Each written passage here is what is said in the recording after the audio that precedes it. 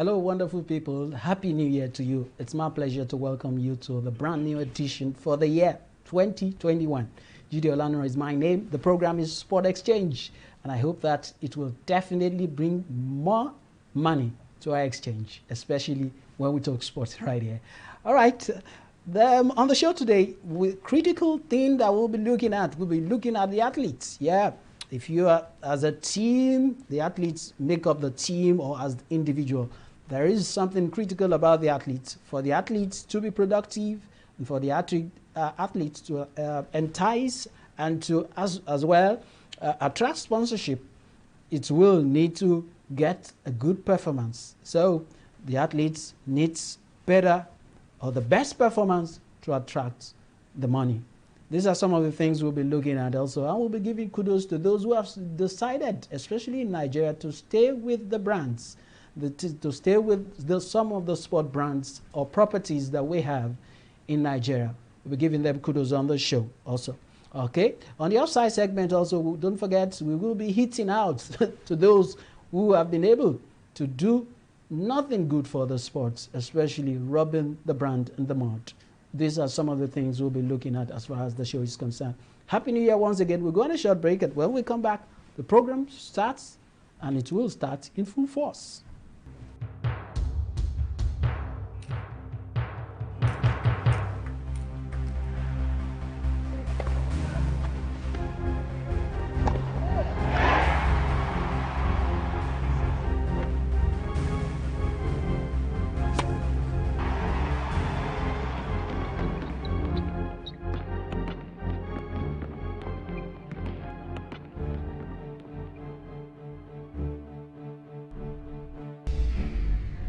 Fantastically finished.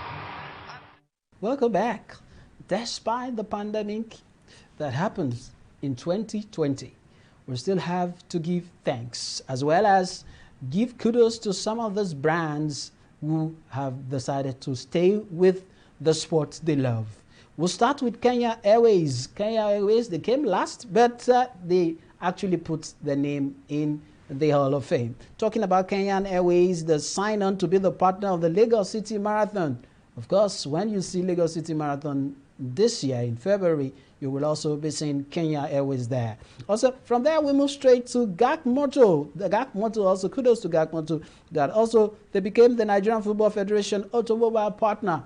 And that is kudos to them also for identifying with the biggest football property in Nigeria. And these are some of the positive that we recorded in 2020. And still talking about 2020, despite the pandemic, Total, the global oil giant, renewed a sponsorship deal with the Nigeria Basketball Federation, a deal worth 150 million naira. That's it. We must give kudos to Total for sticking with the brand they know, sticking with the sports they love. Talking about Nigeria basketball, kudos to them. And the last but not the least is the deal that was announced by the league management company. It was pulled. It was the deal between Red Strike and the LMC. We must give kudos to this team for pulling it out, and we hope that more will join in 2021.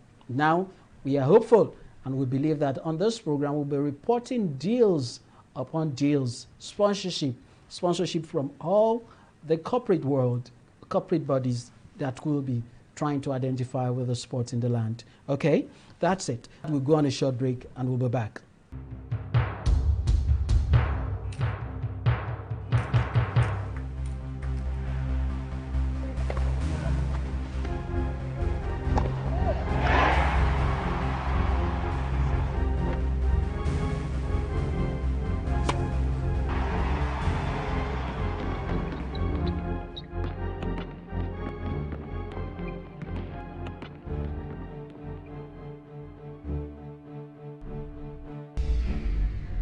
Fantastically finished. All right, welcome back. We're talking about this week. We'll be talking about athletes' performance management. That is what we'll be talking about.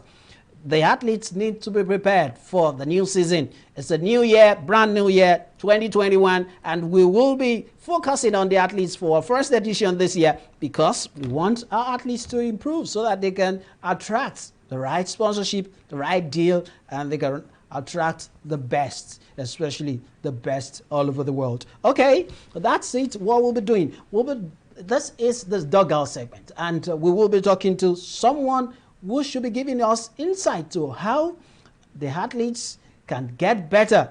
And we'll be traveling down straight to UK, where we have Kieran Danat, who is the sales director, Africa Catapult Sports, is joining me all the way from UK, and it's my pleasure to welcome you to the show, Sport Exchange.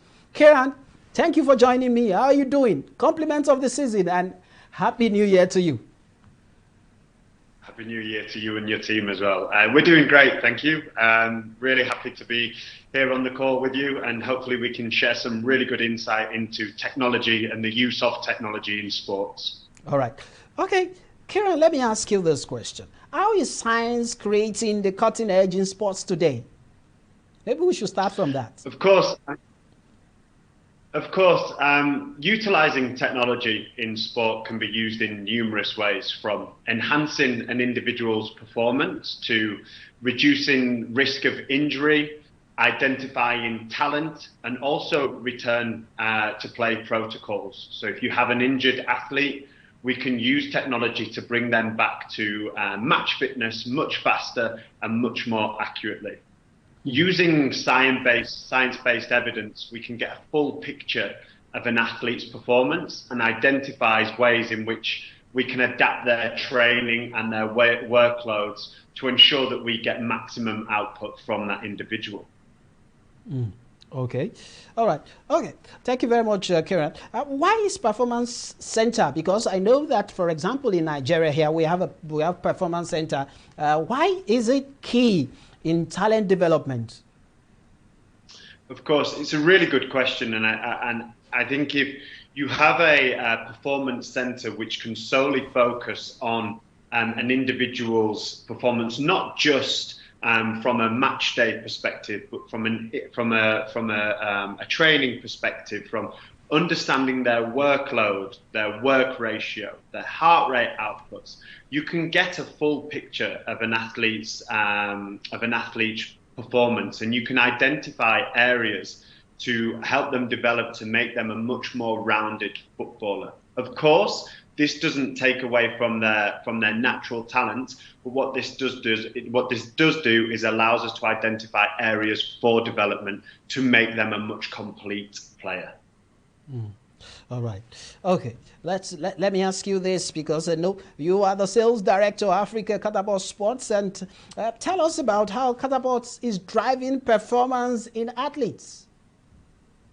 Yeah, of course. I mean, Catapult Sports products enables, as I've previously said, enables users to identify areas for development, from speed covered, total distance covered, accelerations, sprint distance, just to name a few. It allows us to then look at that individual's performance from a game's perspective, and then really look at areas that how we can identify areas for development or areas for feedback. So, for example, if we have Wilfred Sahar that is currently running 1 kilometer of high intensity running within a game over a period of time, we may start to feel that we want to get more out of that individual. We want to see a much higher intensity work rate workload. This allows us to identify it from the GPS data, from the tracking technology data, and work with that individual to give real life science-based evidence to enhance that individual's performance, or to get more out of that out of that individual. And essentially, what that allows us and the coaches to do is to really change and adapt an individual's game to get the best out of them. Okay. All right. Just talking about that, maybe we should look at, I'm seeing some of these athletes, whenever they wear something they call wearable technology. Yes. This wearable technology, is it for everybody? Is it just restricted to some athletes, or it's for everybody? No, that's a really good question. And I think at Catapult, we pride ourselves on being able to make technology available to all athletes of all levels. We don't want this to just be a piece of technology that an elite athlete wears when they play for example, Van Dresser or the national team.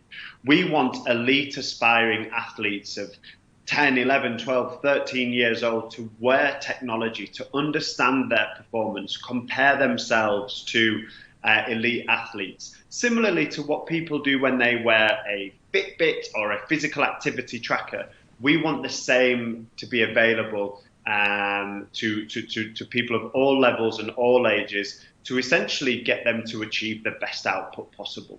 Mm. And maybe I should also ask you, because I know the wearable technologies for some of your products, and there is also the video analysis part of it.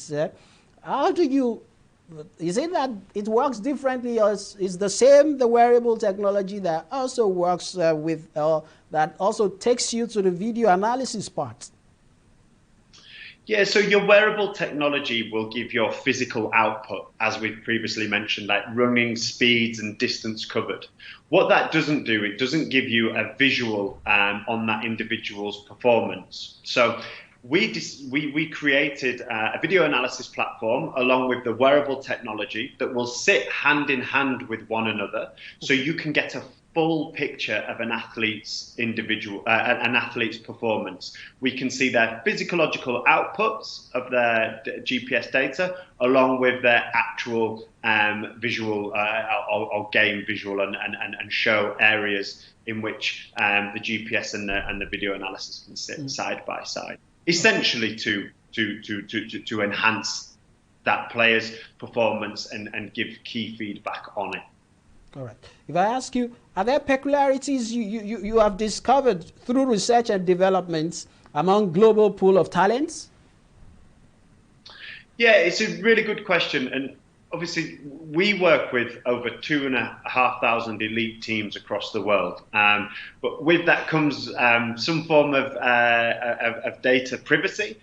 So we don't necessarily have averages from global sports, but what we do is work with federations to benchmark data of individual age groups' performance. So, for example, if you are the Nigerian Football Federation, you can start to track players across talent pools or age ranges and set benchmarks on their performance, so that when you have an under 14 athlete entering your training facility, you should have a pretty good benchmark of where that individual should be to meet the standards and the criteria of that talent pool.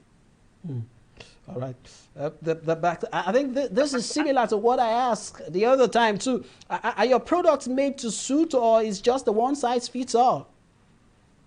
No, it's made to suit everybody, as we've previously mentioned. We want wearable technology, athlete performance tracking to be the same process as an individual putting on their boots, their socks, or their football jersey. Our goal and our vision is for everybody to be wearing GPS tracking technology or a form of technology to ensure they're getting feedback of all angles. That means that every sports can get themselves involved or get some of this technology to work with. Is that what you're saying? Correct. We work with over 38 sports globally, from football, rugby, cricket, to even ballet with the School of Ballet down in London in the UK. So a wide range of sports and activities. Maybe you can educate some of the people who also would like to know, those who are watching us, that the role, some of this, the performance of an athlete could play in sponsorship deals, because I'm aware that especially in football, so this data of performance of course, the work rate of the players are critical. In fact, in movement, especially when the deal is to be signed, is it for real that most times the performance and the data also play a role in deciding what to do with the player's future or as a brand? I think moving forward, we will start to see this come into play a lot more. For example, if you, as a professional or a semi-professional amateur footballer on the African continent or within Nigeria, if you can, when you're going for trials to a professional club, whether that be in Europe, America, Australia, wherever that may be, if you are able to present your GPS data along with your video data or what other aspects you take with you to a club, it will give a much more complete picture of that individual. I do believe it will make the life of the club probably a much easier route into understanding this individual's performance, because there is the hard physical data that comes along with them. So to answer your question, yes, I think moving forward, every club, every professional club, or the majority, are using tracking technology. I think it will start to play a very large part in contracts being signed by having something like wearable technology data. Well, Kieran, you guys manage over 2,000 clients. How do you do it? Tell us about your experience doing that. It's a great question.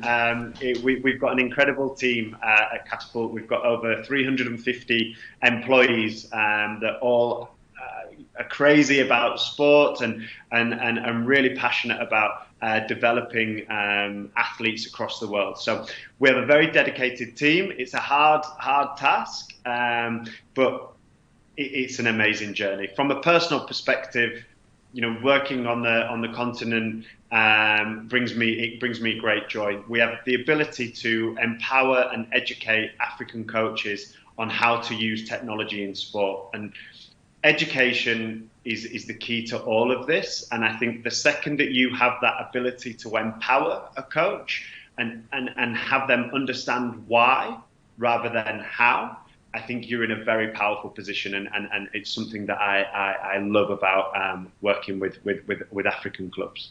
Wow. Okay. Let me ask you this. You're working with two football clubs in Nigeria already. Are you looking at expanding? That's for Nigeria, because I'm aware you have your clientele in Tanzania. I could see that the Ivorian national team is also that you work with them too. But in Nigeria, two clubs that I'm aware of. Are you trying to expand, or are you looking? Or it's just you're okay with that? No, it's a really good question, and yes, of course. As I previously mentioned, education is at the forefront of our plans, and without it, the technology really means nothing. We're on a journey to educate and empower coaches, as I've mentioned, in Nigeria. We have had some early adopters, of course, with Van Dresser, who are really taking a forward-thinking approach on how they can maximize the performance of their athletes. And I think with that, naturally, more clubs will be inquisitive as to our technology. But to answer your question in short, the goal is to most definitely work much closely with the federations and with the clubs and expand our presence within Nigeria. That is certainly at the forefront of our plans, and ensure that we are making the leagues and the clubs and their players the best that they can possibly be. All right. Is it the responsibility now? Maybe I should ask you: is it the responsibility of the athletes to get this GPS? If the athletes want to enhance or improve its performance, his or her performance, or maybe it's the team can do that? I think there's no right or wrong answer. A lot of clubs tend to be player-led. I think if a player is interested in understanding their performance because they want to get better, then the coaches must listen to that, okay? Because without the players wanting and without the players having an appetite for wearable technology, it can be quite a complex look from the outside. However, coaches as well, what we would really look to do is for it to be coach-led, so that it's coming from the top down, and the reasons why we're doing it is not just to look like a European team, but it's actually to enhance your performance. It's to reduce your risk of injury. It's to be able to analyze game data, not just from a visual point of view, but hard physical data, essentially. So yeah, I hope that answers your question in short. Yeah. That's good. That's good. And finally, before I let you go, it's a big market. Talking about the sports market is huge. How will you be able to manage the demands as it is right now? Of course, like I previously mentioned, we have an incredible team, an amount of resource at Catapult. As our business grows, obviously, so does the industry. As we see more appetite from clubs, we also grow alongside those clubs as well. Right now, within the African continent, we're working with around about 63 to 64 teams across Africa, ranging from the north right down to the south. And we're just starting to see that grow even further. So as the appetite and the industry grows on the continent, so will our business, and we will be more than capable of keeping up with the demands. And hopefully that is the goal, that more teams, more professional teams and semi-professional teams and amateur players have an appetite for wearable technology. And I hope that the last 10 minutes has given a much deeper and better understanding as to why and how. All right. Kieran, it's my pleasure talking to you. I know that we'll still have to do this again some other time, but I really appreciate, and I'm saying once again, Happy New Year to you. Thanks for talking to me. Happy New Year, and thank you for having me. All the best for 2021. I wish you all the best too. Okay. All right. That was the sales director, Africa Catapult Sports, and we're talking about the wearable technology, and the athletes' performance management is what we've been looking at. And for all the athletes, I want to wish you all the best in 2021. We're going on a short break, and when we come back, it will be time for me to say my bye-bye, but that will be with the offside segment.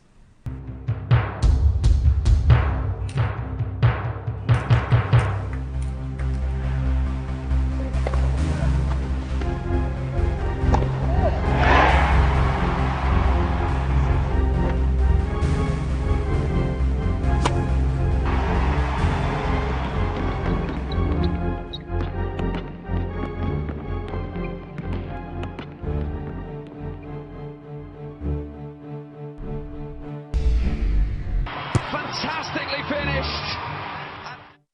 Welcome back. Yes, before we go on the show today, there is 2 clubs in Nigeria, and what we need to do, our offside today will be focusing on this club. Let's start with the Gateway FC, and you will see a tweet by them. The management of Gateway, look at this tweet. It says that the management of Gateway United FC has commended the governor of Ogun State, Prince Dapo Abiodun, over regular payment of salary of players and backroom staff as and when due. This is not good for the brand. You will never see a global brand do that with your Twitter handle. Your Twitter handle is very, very important, and it says so much about your image. You don't tweet about your salaries. You don't tweet, your salary is just your due. You're not begging for it. So the players are not begging for it. You don't have to thank people for paying your salaries, all right? Because you worked for it. Check this out. If you think that was bad for the brand, check out this from Plateau United. That is another one from Plateau United. Plateau United Football Club has placed the entire team on half salary following their poor start to NPFL after going down 2-0 to Kwara United in Jos. The general manager of the club, Pius N1, gave the directive while addressing players and coaches of the team. This has to do with contracts. You have to respect your contract in 2021, and this goes to all the clubs in Nigeria. Respect your contracts with the players, okay? It's not good for the brand. That is our offside segment. Thanks for joining me on the brand new edition for the year 2021. Let's do this again some other time. Until I come your way, I remain yours truly today and of the future. And don't forget our Twitter handle, our Facebook page, and our YouTube channel. You can keep them close to your hearts. And let's keep the conversation going. Bye-bye. See you some other time.